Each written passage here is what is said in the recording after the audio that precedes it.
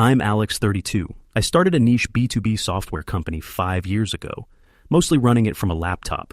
It pulls in almost $1 million a year in recurring revenue, and I work maybe 30 hours a week. I thought my biggest problem this week would be finalizing the catering menu. Our wedding was set for next Saturday. Instead, last Tuesday, I got hit with a demand that sounded like a ransom note. Serena, my fiancée, 29, interior designer with fantastic taste and erratic income, waited until we were drinking coffee on the balcony of the downtown penthouse condo. I bought 3 years before I even met her. The whole scene, the view, the fresh air, the $40 croissants, was the backdrop for the nuclear bomb she dropped. The lawyer sent the final prenup draft, she said, not looking at me, but at the gold bracelet on her wrist. And I'm not signing it, Alex. I set my mug down. No hesitation, no panic. Just this cold, heavy feeling that told me the last 2 years had been a lie. Okay, what's the issue? The issue is everything, she spat, finally turning her head. It protects your company, Atlas Solutions, 100%. It protects this apartment. It protects everything you built before me. So what am I? A temporary roommate with a marriage license? A wife with an expiration date? I've been building our life for 2 years. I put my career on hold to manage the renovations on the lake house you bought. The lake house she insisted on, and the renovations she grossly mismanaged, costing me an extra $40,000. But I let it slide. Serena, the prenup ensures we both walk away with what we came in with. It's fair. Fair is relative. I need stability. I need a sign that you trust me beyond a contract, she said, leaning forward, her voice suddenly low and intense. I spoke to my cousin's finance guy, the company, Atlas. If you change the LLC registration to put me on as a 49% owner, just for security, I sign the prenup tomorrow. I need to know my future isn't dependent on whether you decide to wake up one morning and leave. I felt the blood drain from my face, not because of the money I could survive it, but because of the pure, brazen entitlement. She was demanding 49% of an asset that represented 5 years of my life, hundreds of sleepless nights, and nearly $1 million a year in passive revenue, purely as a precondition for marrying me next week. This wasn't about love or trust. This was a hostile takeover, 7 days before the wedding. I stood up, pushing my chair back sharply. The scrape of metal on concrete made her flinch. You know I'm going to lose the $200,000 I paid for the venue and the deposits, right? The wedding is next Saturday. Then give me security, Alex. Don't make me choose. I looked down at the woman I was supposed to marry. Her eyes were hard, calculating. This was the real Serena, the one who only saw me as a wallet with a pulse. Fine, I said, and the word felt like ice on my tongue. You want security? You want control? I'll give you control. I'll give you a week of it. Her face softened, a triumphant, almost smug look replacing the demand. She thought she'd won. A week? What does that mean? It means I'm not signing the prenup either. We scrap the entire thing. We get married next week as planned. And I will give you full, exclusive control over an asset in my name that you've been dependent on for 2 years. You handle it completely, independently, for 1 week. All the financial responsibility, all the logistics, all the liability. No questions asked. If you survive the week, you get the 49% of Atlas. She frowned, confusion replacing the triumph. What asset? This condo, I said, sweeping my hand to encompass the apartment. The lease, the HOA, the utilities, the cleaning service, the internet, everything. It's all in my name. I'll change the auto debit for the $8,000 mortgage payment and all the utilities to your account, effective immediately. And I'm leaving this afternoon. You wanted to know what independence feels like? You have 7 days to manage this life alone. If you handle this penthouse, this mortgage, and this entire household for 1 week, all while juggling your own deadlines, you prove you're a true partner, and I transfer the Atlas shares. Deal? It was a test I knew she would fail, because she had never even paid a single cable bill in 2 years. The full condo payment, plus utilities and services, hit nearly $11,000 a month. Her initial joy at getting what she wanted, the prenup, gone, clouded her judgment. You're on. I can handle a few bills. Fantastic. I'll start packing my work equipment immediately.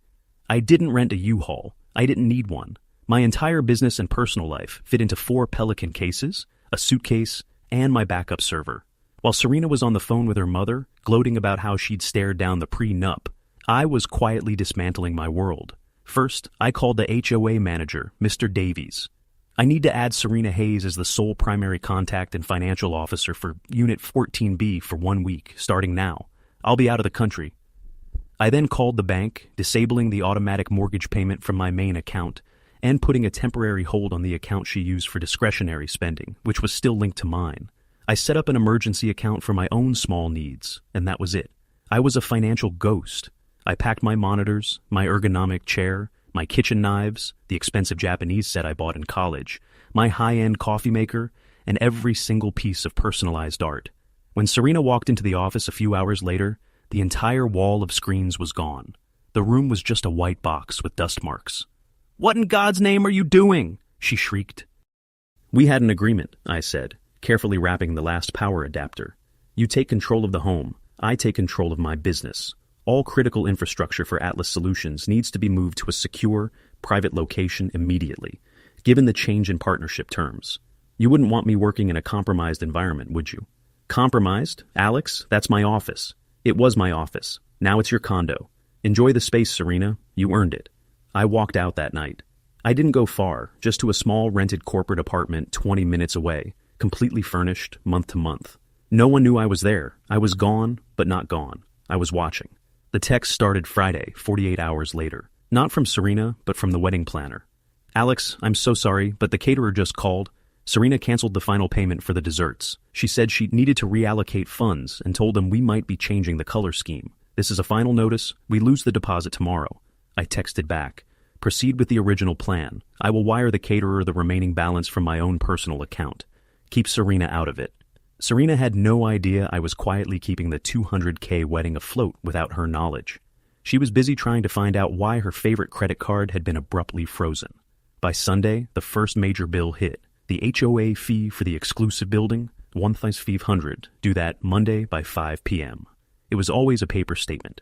The first direct text from Serena came Monday morning, 9 a.m. "Where's the mail key? I can't find the HOA bill. They called the condo phone and it went to voicemail. I need to pay it." I replied, "You control the asset now. The keys are where I always left them in the kitchen junk drawer. Independence means not needing a manual, right? The deadline is 5 p.m. At 4 p.m., she called. I let it go to voicemail. Her message, "Alex, I can't find the account number. I looked everywhere. The HOA guy is saying they're going to disable the key fob and charge a $250 late fee. Why did you do this to me? Just send me the account number." At 5:01 p.m., I received a confirmation email from the HOA. "Payment not received. Key fob access for Unit 14B suspended. Late fee applied." I smiled and wired the payment instantly from my personal account, plus the late fee. The account was now up to date, but Serena remained locked out, literally. The real test, the $8,000 mortgage payment, was due Wednesday. That morning, I got a frantic call from her mother, Vivian. "Alex, you listen to me. Serena is hysterical. She just got a notice from the bank. $8,000. What is wrong with you? Do you want to ruin her credit?" "Hello, Vivian. Serena asked for independence and security. I gave her control of the asset she depends on. This is her first major week of managing it. If she can handle the logistics, the 49% of Atlas is hers. I'm simply honoring her wish for control." "You're being cruel. The wedding is 4 days away. You need to go back there and fix this. She can't possibly afford $8,000. That is precisely why she needs the 49% of Atlas, isn't it, Vivian? She believes she deserves that security. But first, she must prove she can manage the security she already has. If she can't handle 1 week of my life, how can she handle half of my company? Call her and tell her to find a way to make the payment before the grace period ends. This is her test." I hung up, feeling that familiar, cold calm. I was not angry. I was performing surgery on a malignant relationship. Serena's texts that afternoon were pure emotional shrapnel. "You're punishing me. You planned this. You're sabotaging me because I stood up for myself. I hate you, Alex. The wedding is off. I'm telling everyone you bankrupted me out of spite," I replied with a single text. "The wedding is still on. I've already paid for the rest of it. Your focus should be on the bank, not the guest list. 4 days left in the challenge." She was panicking, but the worst was yet to come. Her best friend, Chloe, was the one to deliver the final, shocking piece of the puzzle on Thursday morning. Chloe called my personal cell, bypassing the usual brigade channel. "Alex, listen. I'm telling you this because you need to know. Serena, she didn't just meet a finance guy for advice. She's been seeing a guy, Leo, for a month. He's a junior partner at a law firm. She wanted the 49% of your company transferred so she could immediately use that as collateral for a $300K personal loan and invest it with Leo. She was planning to dump you on the honeymoon, pay the company valuation back over 5 years from the loan, and keep the shares." The rage I felt was strangely quiet. It confirmed everything. The demand wasn't about security. It was about leveraging a successful exit strategy. I thanked Chloe and immediately called my private investigator. I told him to find everything on Leo. That evening, I sent one last text to Serena, the ultimate checkmate. Serena, the game is over. I know about Leo and the $300K loan plan. You should have thought about the collateral carefully. This morning, I sold the lake house, the one you spent 6 months renovating. The equity went into a trust for my mother. It was the only major asset not protected by a pending prenup, and you spent 2 years talking about how much you loved it. You just lost your retirement home. The phone rang instantly. I answered. You sick monster. That was my vision, my work. You can't just sell a house like that, she screamed, her voice breaking on the line. I can, because my name was the only one on the title, just like this condo, where the $8,000 payment is 3 days past due. You asked for security, Serena. You asked for independence. I gave you both a taste of what life looks like when I stopped being your safety net. You failed the 1-week trial spectacularly. The wedding, you said it was still on. It is, I said, my voice calm. But not for us. I just hired the wedding planner to pivot the event. It's no longer our wedding. It's an appreciation gala. I'm inviting all our friends and family. I'm going to use the $200K venue to host an event for my business clients and thank my real supporters. And you, Serena, you're invited. You can stand there, in the dress you bought with my money, and watch me celebrate everything you tried to steal. That is your reward for your bravery. I hung up before the sound of her crying could fully register. The next day, Friday, the last day before the scheduled wedding, Serena was gone from the condo. Her expensive clothes, her makeup, the gold bracelet all gone. She'd quietly slipped away, unable to face the public humiliation of the appreciation gala. The gala was a hit. I announced that due to unforeseen business changes, a laugh line for my finance friends who knew what happened, the wedding was postponed indefinitely, and the party was simply to thank everyone for their support. I told the full, honest story to a few key people, my best man, my sister, and the truth spread like wildfire, painting Serena not as a victim, but as a would-be corporate thief. Final update, 6 months later. Serena is gone. She's working for a cheap-end design firm and living in a shared flat on the edge of the city. She defaulted on the condo mortgage, which was expected, and the bank initiated foreclosure proceedings. I simply bought the mortgage back under a separate shell company and rented the place out, ensuring my credit remained untouched. Leo, he ghosted her the moment the wedding was called off. He wanted a partner who was gaining $900K in business ownership, not one who was losing a penthouse and facing foreclosure. He wasn't interested in a woman with baggage. The funniest part? Her mother, Vivian, called me 2 months ago. Not to scream, but to quietly ask if I was still running the lake house as a rental. She wanted to know if her bridge club could rent it for a weekend retreat. Vivian, I said, kindly but firmly, the lake house is for family now, the people who actually trust me. I sold the $900K company last month for significantly more than I had thought, taking a massive payout. I'm now building a new, smaller, more interesting venture, and I'm dating. Her name is Clara, 31. She's an engineer who designs drones. She lives in a great little apartment that she bought herself. We split dinner tabs down to the penny, and she finds my job interesting, but she has absolutely zero interest in my bank account.